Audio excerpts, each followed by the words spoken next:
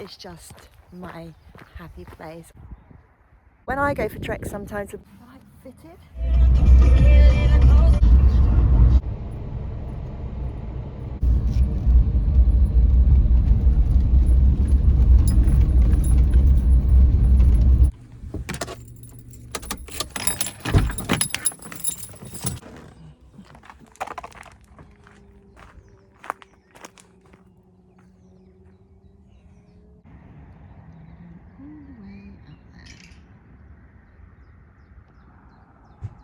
Let's see what we've got in my backpack, and then we'll talk about what we need when we're hiking as a solo female. And so first of all, I've got a backpack, just a really light one for today. I have got a backpack cover because I'd like to cover my backpack in case it rains, but I mean, look at the weather, guys. It's just lovely here. It's free parking, by the way. No fires, barbecues. I don't think you're supposed to do overnight parking, although there is a camper up there with window covers, so I think they've probably had a lovely sleep. But what a view to wake up to. The weather is absolutely stunning. There's no gate, so they can't close gate. Yeah, but here's what I've got today. I've got my coffee. It's not actually a Starbucks coffee, it's just in a Starbucks mug. I really need that. I've got a backpack, I've got a waterproof coat, I'm already wearing a fleece, and I've got a little snud type scarf thing because it was really misty this morning when I left, and I think it's going to be a bit chilly when I get up there. Looking at the walkers that have left already to go hiking, yeah, I can see they've all got their like little hats on, hiking poles. They look quite wrapped up, so I'm just thinking I'll take it just in case. Like if it gets too hot, I'll take it off. I quite like to have my ears covered, especially if we're going so far up. It might be a bit windier up there. So the important things first, I've got a battery charger with me. It's like a spare battery pack, and I've made sure that my phone is fully charged. I'm actually walking in an area that I'm quite familiar with. I'm not too far from home. I've told my closies where I'm going. They know where I'm going to be today. I'll pinpoint them before I leave on my WhatsApp, and I've specifically chosen an area where there's going to be lots of people around. It's about 9 o'clock in the morning now, so not too early. I feel like I've got here at just the right time, like the car park is starting to fill up now. So water, I've got water, that's really important. I've also got a spare water with me, which I'll leave in the car, battery pack. I'm having my coffee, and to the top, I'm going to take my cap. I don't know if I'll need it, but I feel like I might need it today. My baseball cap, my sunglasses. It's one of those days where I feel like I'm packing for all weathers. Banana and some chocolate covered raisins. Beacon, maybe a really good place for plane spotting and also for like watching the gliders and stuff. People do launch their gliders from somewhere around here. There's a visitors centre close by. So there's a little coffee fan burning up. I mean, how cool is that little vehicle? I love it. I'm driving a Jimny today, and it's really nice because the doors kind of open up, the back door just opens up.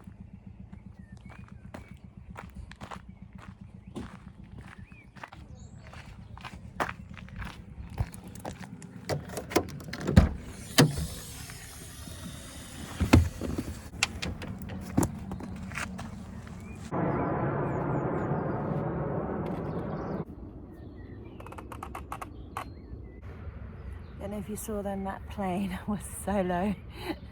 You could just come up here and sit in your car and do some plane spotting.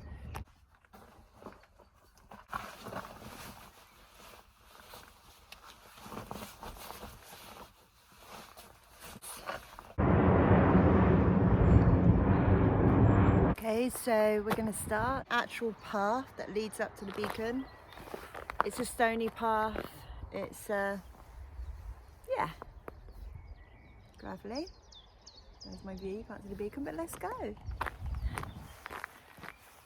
Oh my gosh, this is just my happy place. I feel so happy doing this. I say this all the time, like take me off to the beach, take me somewhere abroad. I've done it all. But like little occasional days, like spontaneous days like this is what I'm about. All the best nights out, days out, like the best meet-ups with friends, coffee days, the best walks, everything in life is always better when it's spontaneous. Come on guys, look.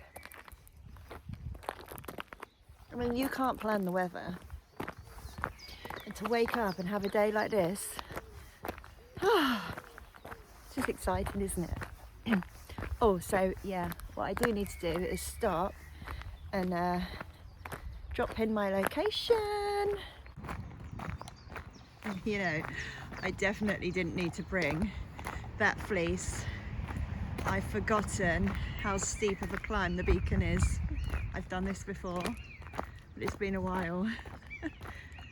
You go and frolic down there in the fields if you need to.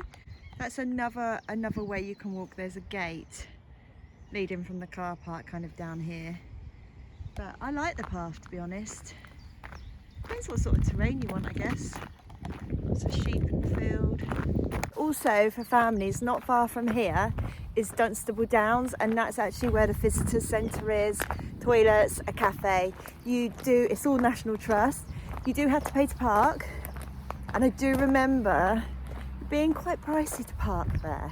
But it's a really good place to go and fly kites, kind of have a picnic, let the kids run around, watch the gliders. You could literally just go and sit up there in the summer and sit and watch the gliders all day. Further up from the visitor centre, there's a small little car park, like a lay-by. Can't remember if you have to pay to park there or not, but that's also a really nice place to park if you just want to be there for like half an hour or an hour and watch the gliders. So that's at Dunstable Downs, and that's the visitor centre there. To just show you also my boots that I'm wearing.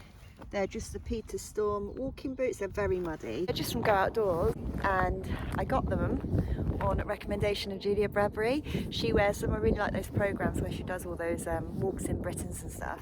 And the first few times I wore them, I just wore them like around the garden or for really short walks with the kids, because obviously you need to have a decent pair of hiking boots, but you don't want to be uncomfortable on a walk, so you need to break them in. It's like a new pair of shoes, so break them in, wear thick walking socks with them. But yeah, I love them. Peter Storm hiking boots, I can totally recommend. Oh, we're coming up to a sign.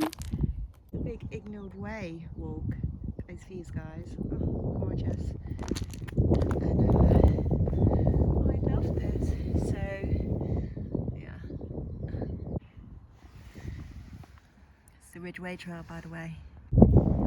And for anyone that's new to walking, you saw the Ridgeway Trail back there was yellow with this colour, so you're going to follow these arrows with this colour.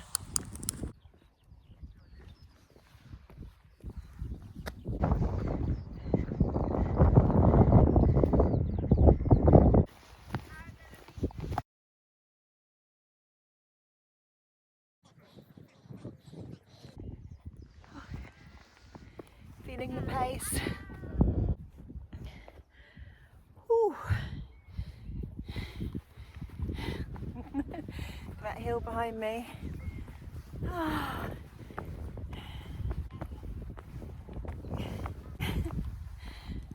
So now that I'm at the top, Beacon, I'm actually just going to explain to you what's around here. So here in the distance, this is actually a campsite, and it's called Town Farm. Usually this field is full of tents, this field is full of campers. It's an amazing view. There's also a path here that leads from the campsite, amazing walk up the hill and up to the beacon. And then I'm not sure you can see it, if I just pinpoint there, a windmill. So there's also a car park there that's free, or you could walk from the campsite, you could park there and walk up to the windmill. There's a path that leads up to it, that's quite a nice little afternoon out. And then over in Ivinghoe there's lovely play parks, cafes, churches. It's a really nice little town.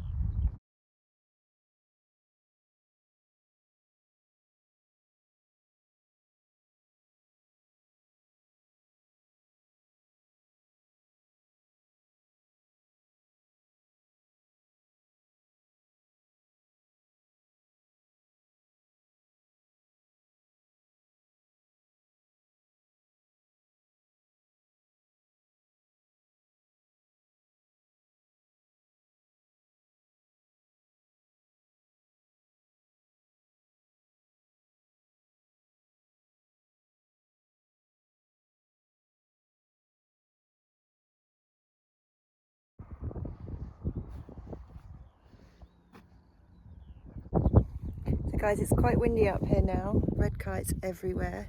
And I'm going to carry on following the yellow signs. But I think I'm going to go up one more and then do a left because there's sheep grazing and I don't want to kind of walk between the sheep and the lambs. You see they've been up here grazing in between the bushes to get back to the car.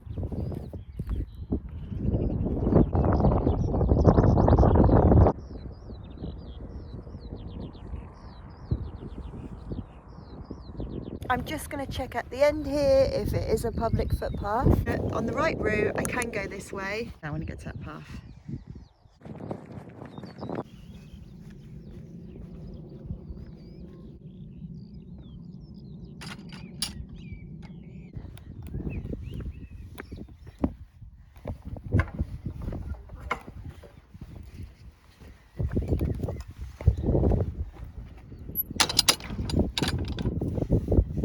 Car park's up there in the distance. This is the world's worst selfie stick.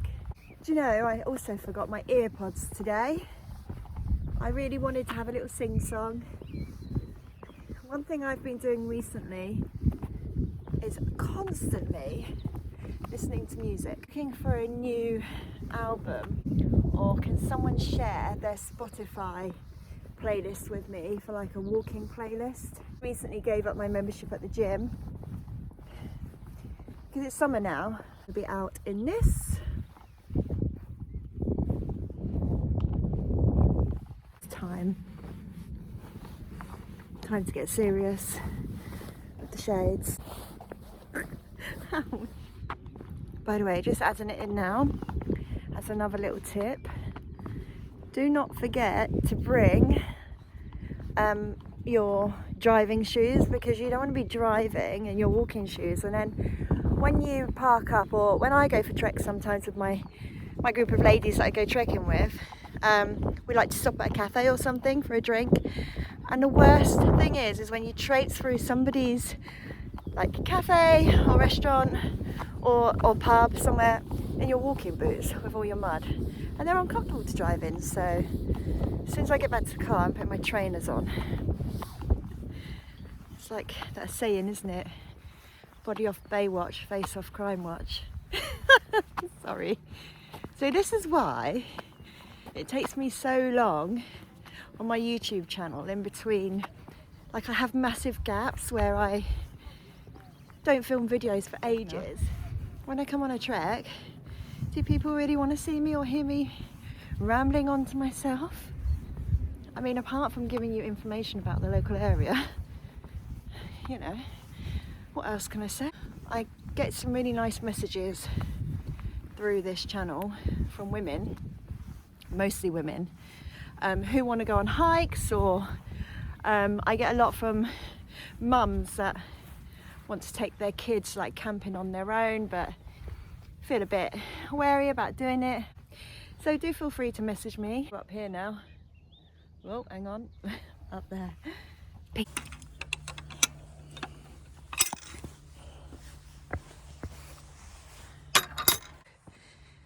Right.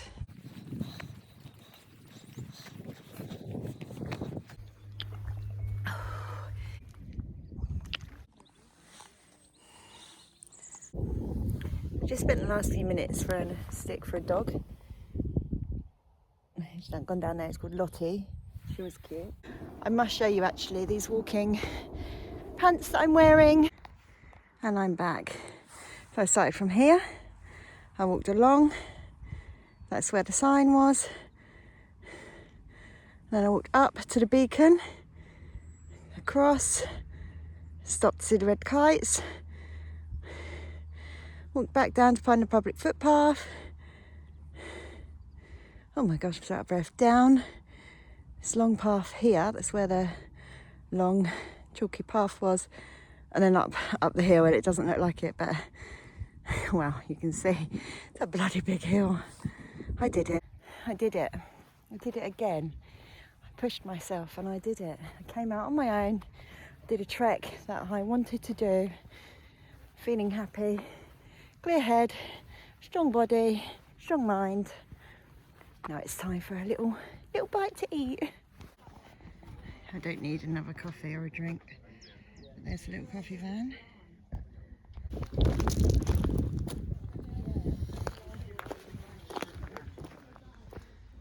Back to the chimney.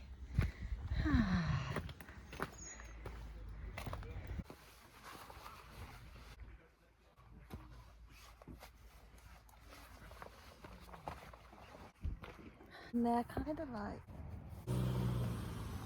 My phone, and I think I've got rid of the map, but I must get a phone again. Bought a chair with me. I want to sit and enjoy the view, but I'm bursting for a wee. So what I'm going to do is I'm going to either drive to the visitor centre or down into Ivinghoe to the little cafe, go for a pee, and then grab some lunch, find like a nice little place to sit with my chair. I've bought my folding chair. If you want to get into walking, camping, hiking, any outdoor activities, you need one of these chairs in your life. It's just amazing. It's lightweight, it's small. I'll show you it. Just wanted to stop here and show you the Pitstone windmill. So when I was at the top of the beacon, I pointed this out. You couldn't really see it very well. And basically, you can do, get my keys, you can do this walk. You just cut through there up to the beacon from here. This car park's free, but what I will say, I wouldn't advise parking in it because there's no cameras, and I have seen sometimes, so like it's okay to park here to walk to the windmill. It's a really lovely little walk, and when you get there, there's some climbing and stuff to do for the kids. Advise parking in this car park. I don't think you can go in at the windmill, so I'm not sure where they would actually charge you. Or I've always just come and walked, and it's a nice little walk and a nice place to take some pictures of the windmill. But yeah, you can get to Ivinghoe very easily from here. You literally cut through. There's Ivinghoe down there.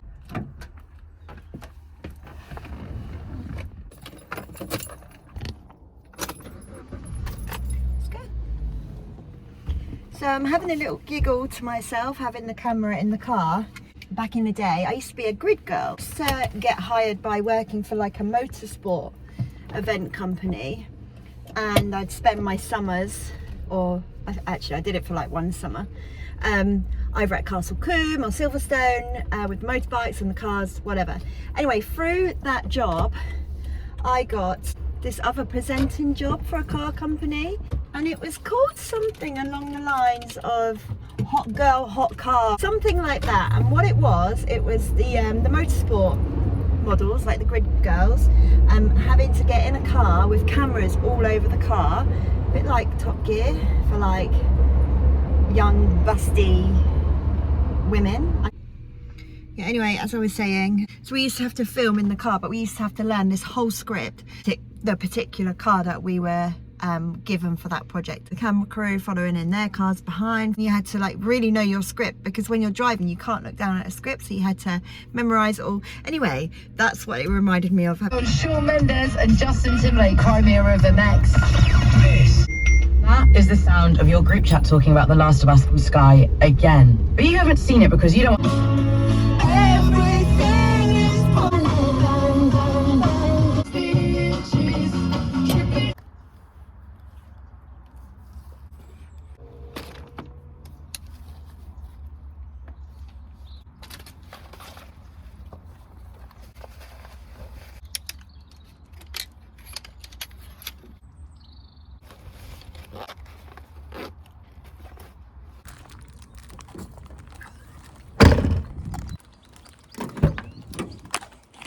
I'm going to tidy up my car, get myself together, charge my phone a bit, and then I'm going for my beauty appointment. Being out in the elements like really drained the moisture out of my skin, if you like, especially during the winter months. So anyway, thanks for joining me this week, and I hope to see you all again soon for another video. Thanks for coming for a walk with me. Bye. Oh, awful angle, Mary, awful angle.